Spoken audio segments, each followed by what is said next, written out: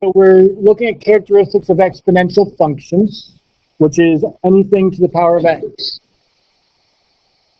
So the domain for all of these, and we've got a couple of graphs down below, but any exponential function, the parent function, the domain is going to be negative infinity to positive infinity.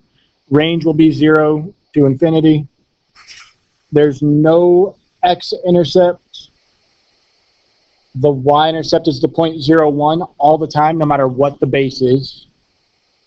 Because anything to the 0 power equals 1. They're all continuous. And they're also all going to have a horizontal asymptote, usually at 0, unless it's shifted up or down. But it starts at 0. And then there's two different ways that these functions look. If a is greater than 1, it's increasing, and the graph will look like this for increasing. If a is less than 1, it'll be decreasing.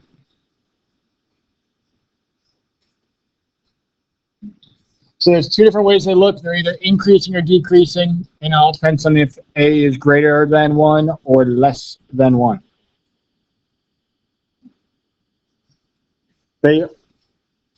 Either of these, as we stated above, have the horizontal asymptote at 0. They also cross the 0.01. No x-intercepts because the asymptote's there. You can see all of the stuff that we wrote down. All right, so let's talk about the number e, because that's going to show up a lot in these graphs. E is a constant. It is irrational because it's a decimal that never stops, never repeats. It keeps going and doesn't really follow any pattern. The first couple decimals of it are 2.71828, 1828. So it's fairly easy to remember.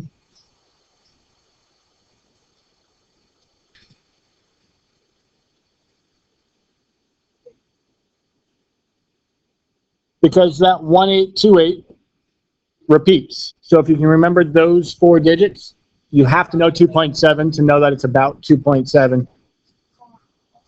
You should be able to remember a couple of the decimals. But all you really need, especially for our graphs, is to know that it's about 2.7.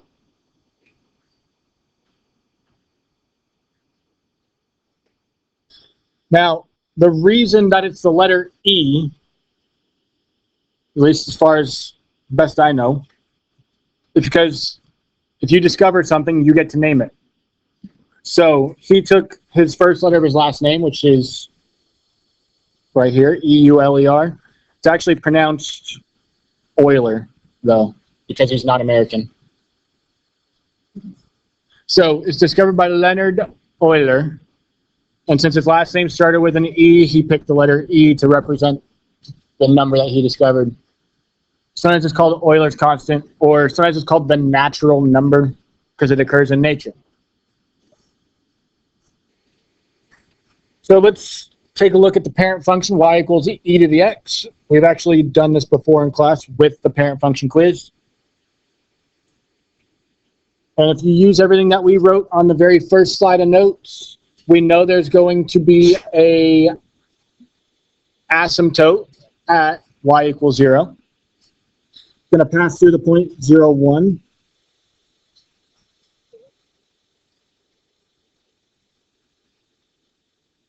Just referring back to our first characteristics, it's going to have an asymptote at y equals 0. It's going to pass through the point 0,1, our domain and range. Since e is about 2.7, it's greater than 1, so it will be increasing.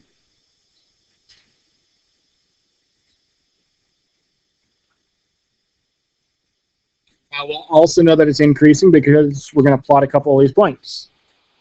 E to the x. So when we plug in 1, we get e to the first, which is about 2.7. We're going to have a dot at 2.7. E to the x, plug in 2, that's e squared. So you get about the that 2.7 decimal square e squared is about 7.4. So our next dot's about 7.4. So it's got to pass through these three dots, go with the asymptote. So the graph looks a little bit like that.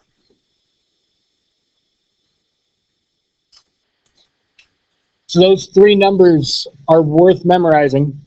The first dot was at 1, and then it's at 2.7, and then 7.4. You're going to need those a lot as you go through the graphs. So our y-intercept, that was the first point we talked about. That's 0, 1. The y-intercept is 0, 1. The x-intercept, since there's an asymptote there, it doesn't touch the x-axis anywhere, so there's no x-intercept because there's a y-asymptote right there at y equals 0. Domain, how far to the left, how far to the right? It goes forever to the left, that's negative infinity. And it keeps going forever to the right, positive infinity. And the range is low to high. The lowest it goes is down to that asymptote at 0. And it goes up forever to infinity. So now for y equals e to the negative x, you know that whenever there's a negative in front of the x, it's just going to be a reflection. So this is going to be pretty similar. It's just going to reflect over the y-axis. The negative in front of the x reflects over the y-axis. So our key points are still the same, except they're just reflected over the y-axis. So our first point's at 0, 1. When it's on the y-axis, it doesn't reflect anywhere. Now instead of going to the right, because the graph normally looks that way, if it's reflected over the y, it's actually going to look more like this. So we get the point 0, 1. We also are going to get that point that goes up to 2.7, but it's reflected, so now it's on the left side at 2.7. And we get the next point, which is at 7.4, but now it's on the left because it's reflected, up to 7.4. Still have the horizontal asymptote. And we can sketch that graph. It has to go with the asymptote and through those points. So by looking at this, you do know that it's decreasing because it's going down as it goes to the right. The y-intercept is still right there, that green dot, which is 0, 1. The x-intercept, since there's an asymptote on the x-axis, it doesn't touch it. There's no x-intercept because there's an asymptote right there at y equals 0. Domain is left to right. The furthest it goes to the left, well, it keeps going forever to the left, so that's negative infinity. Furthest to the right, keeps going forever to the right, that's positive infinity. And range is lowest to highest. The lowest it goes right there is that asymptote at 0. And the highest it goes up and up and up forever to infinity.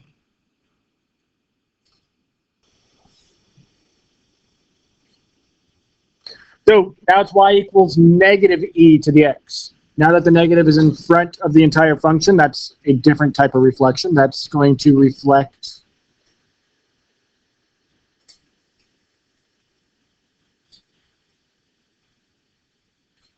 over the x-axis.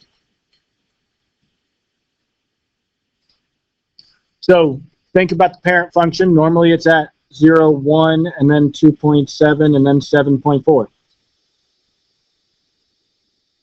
But it's reflected over the x-axis, which means now everything's flipped over the x-axis. Everything's now going down. It's negative 1, negative 2.7, and negative 7.4. Because it's all reflected over the x-axis. The asymptote stays where it is because you can't reflect it if it's on the axis. So our graph goes through those points and then flattens out with the asymptote.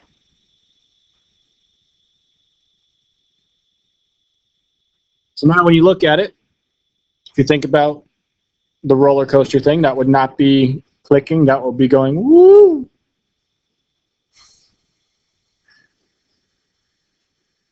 And then there'd probably be a splat or something at the end of that roller coaster. So it is decreasing. The y-intercept is right there at 0, -1. The x-intercept never touches the x-axis, so there's none because the asymptote was still right there at y = 0.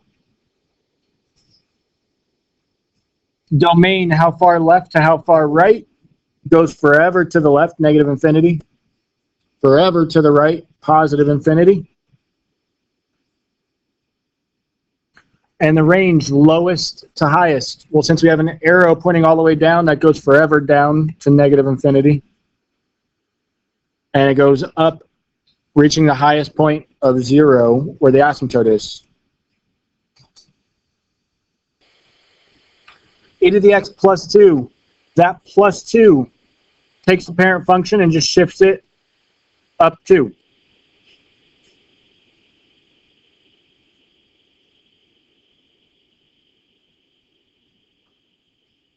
So it's going to take the normal parent function, which normally crosses, it's got the asymptote at 0, crosses at 1, and then 2.7, and then 7.4.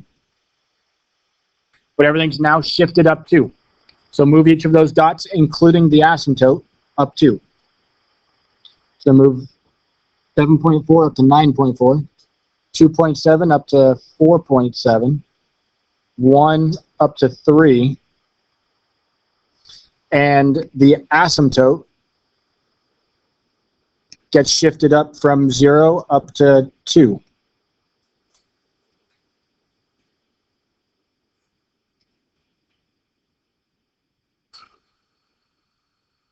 So through the dots with the asymptote.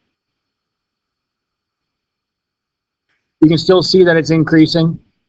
The y-intercept is now right here at 3, so 0, 3. The x-intercept, it never crosses because the asymptote's up above it, so there's none. Because the asymptote's up there at y = 2. Domain is left to right. It goes forever to the left and forever to the right. So that's -infinity to +infinity. And the range is lowest to highest. The lowest it goes is down to the asymptote at 2. Highest it goes up forever to infinity.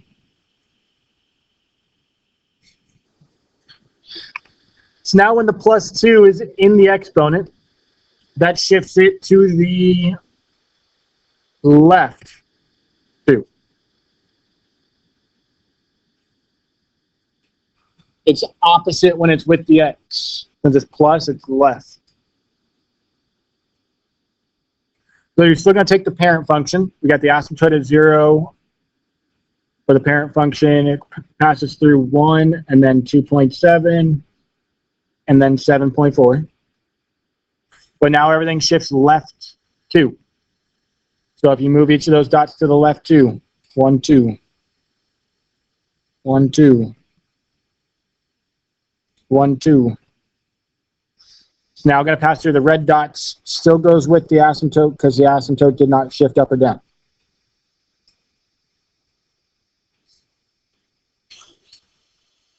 Yeah, the asymptote can only shift up or down.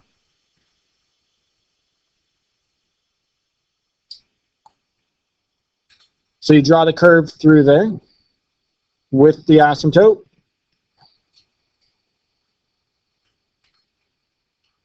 It is still increasing. Our y-intercept is now way up here at, normally at that point we called it 7.4, which is normally a little bit to the right. Now it's there on the x-axis, on the y-axis.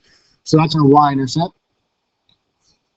So it's 0, 7.4, but a little bit better, a little bit more accurate than 7.4 will be how we get that 7.4, which is e squared.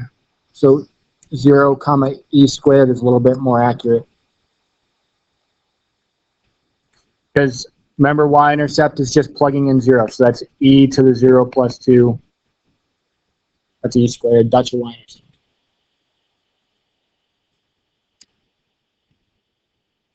So your x-intercept, there's an asymptote there. It's never going to cross the x-axis, so there's no x-intercept because the asymptote's right there, still at 0. Domain is left to right. It goes forever to the left and forever to the right. Range is lowest to highest. The lowest it goes is down to the asymptote, which is at 0.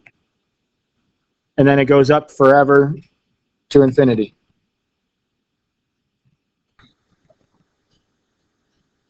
So now the base isn't e. Now the base at the moment is 1/3, but fractions make things a little bit more difficult. So let's, instead of 1/3, let's think of that as 3 to the negative 1, because a negative exponent would just flip it to the bottom. So that's 3 to the negative 1 to the x minus 2 plus 1.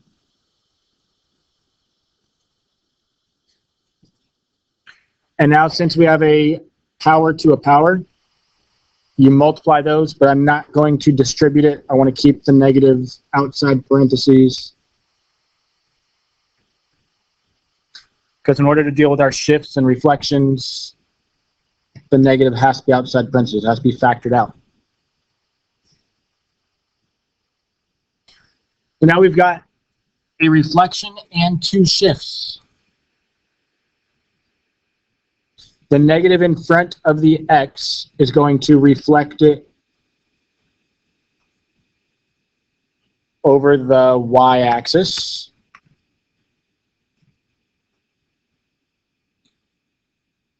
The minus 2 following the x minus 2, that shifts it to the right 2. And then the plus 1 at the end moves it up 1. And when you're graphing something with reflections and shifts, it's alphabetical order. So here's part of the alphabet. Reflections comes before shift. Also, if you're to use the word translate instead of shift, translate also comes after reflection. So it doesn't matter which word you pick. Reflect first, then shift. Reflect before you shift. So we're going to deal with the reflection first. The reflection over the y-axis. It's going to take our parent function, which normally looks like that. Reflected over the y is going to make it be a decreasing function. Since the base is 3, that means our parent function will be like 3 to the x. So our dots would be 3 to the 0, 3 to the first, 3 to the second, as many as we could fit. So anything to the 0 is 1. We're always going to have that intercept of 0, 1 on the parent function.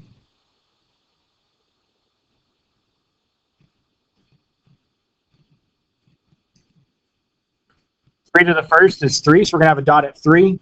But remember, it's reflected, so instead of being at 3, it's going to be on the left side at 3.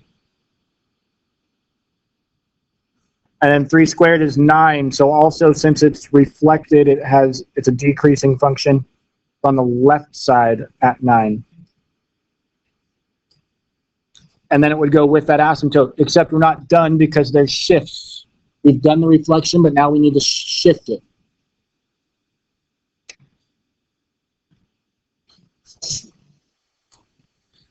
So now each of those dots that we've reflected already now move right 2 up 1. So take our first dot here, move it right 2 up 1.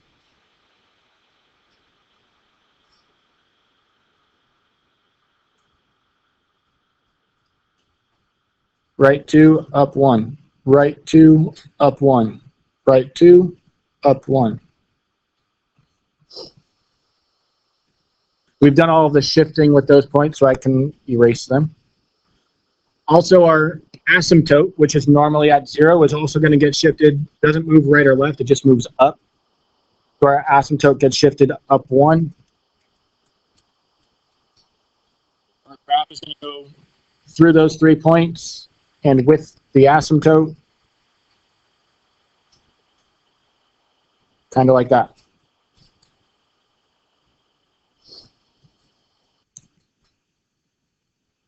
So for our last graph of the day, taking the parent function, which is 2, to the x, we're going to be shifting it. There's no reflections going on here, but it does shift right 2 and down 3. So we're taking the parent function.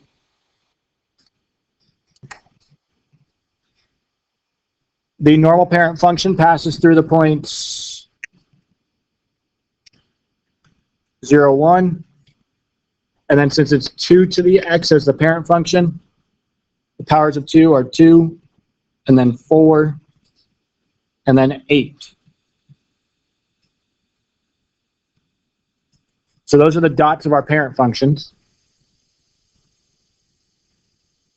It shifts right 2, down 3. So take each dot, right 2, down 3, right 2, down 3,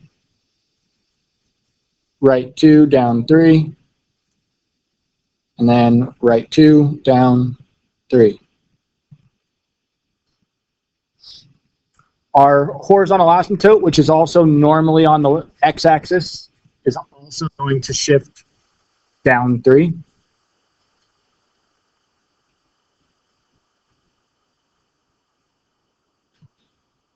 And now that we've shifted, I can get rid of our parent function dots.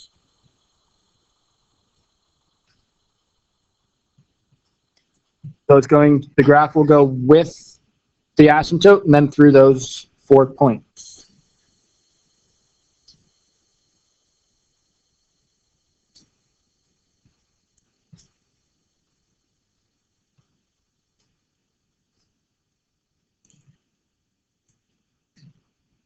So if we went through and did all the domain and range for this one also, domain still goes forever to the left and forever to the right.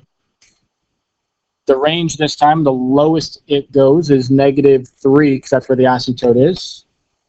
And it goes up forever to infinity.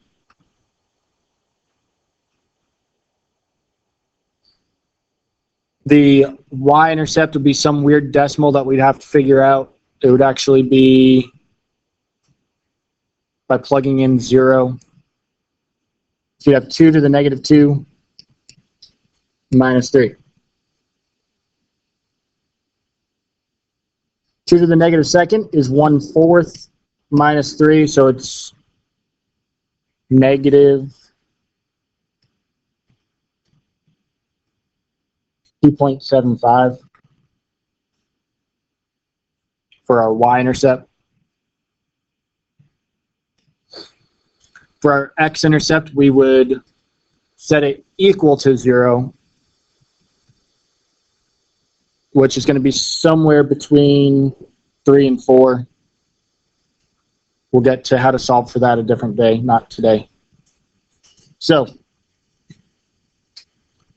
there's your final graph. Domain and range is kind of the big topics that we're worried about right now.